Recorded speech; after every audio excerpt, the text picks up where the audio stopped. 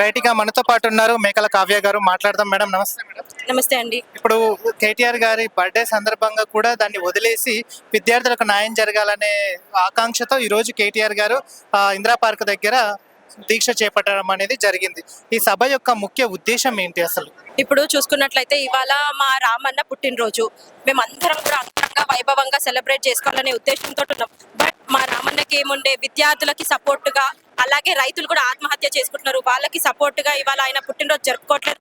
ఆయన ఆదేశాలు కూడా ఇచ్చారు మా అందరికి కూడా, ఎటువంటి షాళ్ళు బొకేలు అలాంటివి తీసుకురాకండి, మనందరం కూడా విద్యార్థులకి సపోర్ట్ చేద్దాము, ఇందిరా పార్క్ వద్దకి వస్తే వాళ్ళందరూ కూడా మన మద్దతు తెలుపుదాం అనే ఉద్దేశంతో మేము జవహర్ నగర్ నుంచి పెద్ద ఎత్తున ఇక్కడికి రావడం జరిగింది. మేమందరం కూడా విద్యార్థులకి సపోర్టుగా అలాగే రైతులకు సపోర్టుగా ఇక్కడికి రావడం జరిగింది. మెయిన్ గా ఈ నీట్ పేపర్ లీకేజ్ వల్ల చాలా మంది విద్యార్థులు, చదువుకున్న విద్యార్థులు, మన యూత్ రియాక్ట్ అవుతుంది. అది ఎప్పటికైతే మన నేషన్ పైకి వస్తుందో రియాక్ట్ అవుతుంది. మీరు ఇవన్నీ చూసుకుంటుంటే ఇవాళ ఒకే వైపు ఏదైనా సరే హిందూ ముస్లిం అని కొట్లాటలు, మత విద్వేషాలు తప్ప చేసింది ఏం లేదు. కాబట్టి వాళ్ళందరూ కూడా యూత్ ఒక్కటే నేషన్ ని కాపాడుకోవడం కోసమే ఇవాళ ఇంత పెద్ద ధర్నా ఏర్పాటు చేయడం జరిగింది. కేంద్ర విద్యాశాఖ మంత్రి రాజీనామా చేయాలి, వెంటనే నీట్ పేపర్ ని వెంటనే మళ్ళీ నిర్వహించాలని చెప్పి విద్యార్థుల డిమాండ్ తో మేము ఈరోజు బీఆర్ఎస్ తరఫున మేము వాళ్ళకి సపోర్ట్ చేస్తున్నాం. తప్పకుండా వాళ్ళకి న్యాయం చేసే వరకు కొట్లాడతాం. ఆల్రెడీ మొన్ననే చూసి నిరుద్యోగులకి బీఆర్ఎస్ ఎట్లా సపోర్ట్ చేసిందో ఈరోజు తప్పకుండా విద్యార్థి లోకంకి మేము బీఆర్ఎస్ పార్టీ విద్యార్థి విభాగాన్ని వాళ్ళకి సపోర్ట్గా ఉంటాం. తప్పకుండా వాళ్ళ డిమాండ్ తీర్చే వరకు మేము కొట్లాడుతూనే ఉంటాం. కేంద్రం కాదు, ఏ ప్రభుత్వంతోనైనా కొట్లాడతాం, రాష్ట్ర ప్రభుత్వంతోనైనా కేంద్ర ప్రభుత్వంతో కొట్లాడతాం. ఇక్కడ బడే బాయ్ ఉండని, చోటే బాయ్ ఉండని, అందరితో కొట్లాడానికి మా బీఆర్ఎస్ పార్టీ కేసీఆర్ గారు ఉన్నారు. కేసీఆర్ గారు ఏ బాయ్ కాదు, అందరినీ ఉంగబెట్టి తనే నాయకుడు. తెలంగాణకి విద్యార్థి లోకానికి అన్యాయం చేసిన రోజు తప్పకుండా బీఆర్ఎస్ పార్టీ కానీ బీఆర్ఎస్వి తప్పకుండా విద్యార్థి లోకం వెంబడి ఉంటాం. దాదాపు 23-24 రోజుల క్రితం ఢిల్లీలోని జంతర్ మంతర్ల విద్యార్థులు శాంతియుతంగా ఏకైక ఎజెండా, ఏకైక నినాదం, ఏకైక ఎజెండాతోని నీట్ పరీక్ష ఫలితాలు లీక్కి కారణమైనటువంటి కేంద్ర విద్యాశాఖ మంత్రి ధర్మేంద్ర ప్రధాన్ గారు వెంటనే రాజీనామా చేయాలి, నీట్ పరీక్ష ఫలితాలు లీక్ కారణంగా చనిపోయిన విద్యార్థులకు నష్టపరిహారం చెల్లించాలి, పరీక్ష పత్రాల లీకేజ్ విషయంలో అకౌంటబిలిటీ కావాలని చెప్పేసి ఏకైక నినాదంతో ఆ రోజు నిరాహార దీక్ష చేస్తే కేంద్ర ప్రభుత్వం స్పందించలేదు. కేవలం వాళ్ళని ఎవరు కూడా కేంద్రంలో పార్లమెంట్ నుంచి వచ్చి ఎవరు కూడా అడగలేదు. అడగకపోవడంతో పార్లమెంట్ మార్చికి ఆ రోజు విద్యార్థులు శాంతియుతంగా పిలుపునిస్తే శాంతియుతంగా పార్లమెంట్ వైపు వెళ్తున్న విద్యార్థులపై విరక్షత రహితంగా ఢిల్లీ పోలీసులు దాడి చేయడం జరిగింది. మీరు చూశారు, ఎన్నో విజువల్స్, ఎన్నో వీడియోస్ మన ముందుకు వస్తున్నాయి. విద్యార్థులను పట్టుకొని బట్టలు చింపేయడం జరిగింది. ఒక డీసీపీ విద్యార్థినిపై చేయి చేసుకోవడం జరిగింది.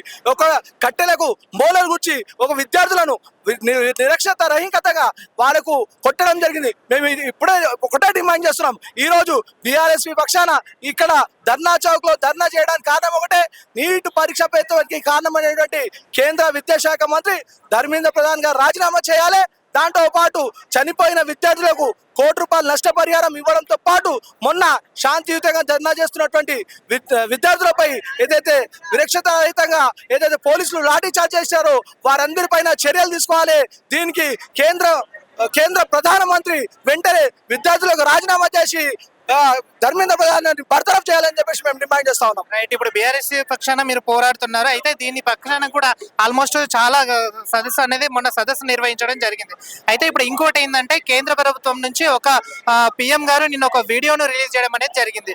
దాన్ని ఎట్లా చూస్తారు? పిఎం గారు నిన్న సాయంత్రం ఒక వీడియో రిలీజ్ చేశారు. అది ఆఫ్టర్ 26 days సోనం వాంగ్చుక్ గారు వారు ఆల్మోస్ట్ బెడ్ రిడన్ అయిపోయి పడిపోయిన తర్వాత ఎంతో మంది మహిళలపైన అత్యాచారము, మరి వాళ్ళని కొట్టి ఎలగొట్టి మిగతా వాళ్ళ మీద కేసులు వేసి ఇంతగానో ప్రొసీజర్ అయ్యి ఇండియాలో ఉన్న నీట్ ఆస్పిరెంట్స్ కానీ స్టూడెంట్స్ కానీ యూత్ కానీ సుమారు 6.5 కోట్ల మంది ఎఫెక్ట్ అయ్యారు. దీనివల్ల 6.5 కోట్ల మంది ఎఫెక్ట్ అయ్యారు. కేవలము ఈ నీట్ పరీక్షలకు వచ్చే ఆదాయం గవర్నమెంట్ దగ్గర 1,42,000 కోట్లు.